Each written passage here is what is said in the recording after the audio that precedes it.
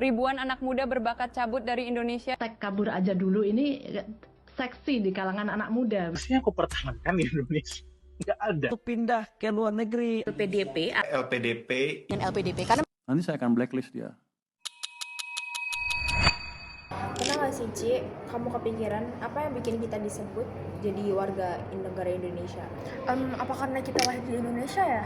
Bisa jadi sih, tapi gimana kalau ada orang Indo yang lahir di luar negeri? Oh iya juga ya. Terus apa karena kita suka makan rendang sama seblak? Ci, gimana kalau kita bahas tentang kewarganegaraan Republik Indonesia, mulai dari siapa aja yang termasuk WNI sampai isu-isu yang lagi ramai dibahas? Boleh sih, tapi ini kan penting banget ya. Gimana kalau kita bahas dulu tentang dasar hukumnya? Kalau dari yang pernah aku baca, aturan tentang kewarganegaraan itu ada di UU nomor 12 tahun 2006. Oh, jadi siapa saja yang bisa disebut sebagai warga negara Indonesia? Kalau secara umum, Indonesia itu menganut asas ius sanguinis, yaitu kewarganegaraan berdasarkan keturunan. Artinya kalau ayah atau ibu kita WNI, maka kita juga WNI ya, meskipun kita lahir di luar negeri. Betul. Selain itu, Indonesia juga menerapkan ius soli terbatas, yaitu kewarganegaraan berdasarkan tempat kelahiran dalam kondisi tertentu. Misalnya nih, untuk anak yang status kewarganegaraannya orang tuanya nggak jelas ya? Benar, tujuannya agar tidak ada orang yang menjadi apatrid, yaitu tidak memiliki kewarganegaraan sama sekali.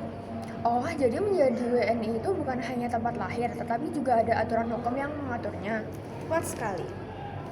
Ngomong-ngomong soal kewarganegaraan nih, akhir-akhir ini kan kita ramai soal penerimaan beasiswa LPDP yang memilih tidak pulang ke Indonesia setelah lulus ya.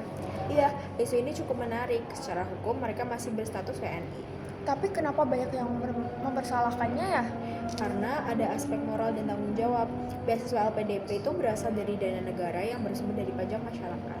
Oh, jadi masyarakat berharap ilmu yang didapat dari luar negeri itu bisa dibawa pulang untuk membantu pembangunan Indonesia. Betul, menjadi warga negara bukan hanya menikmati hak, tapi juga menjalankan kewajiban dan memberikan kontribusi bagi bangsa. Berarti kewarganegaraan bukan sekedar status di kartu identitas atau paspor ya? Tepat, ada rasa tanggung jawab yang melekat di dalamnya. Oh, kan selain itu juga ada fenomena banyak talenta muda yang memilih menjadi warga negara lain.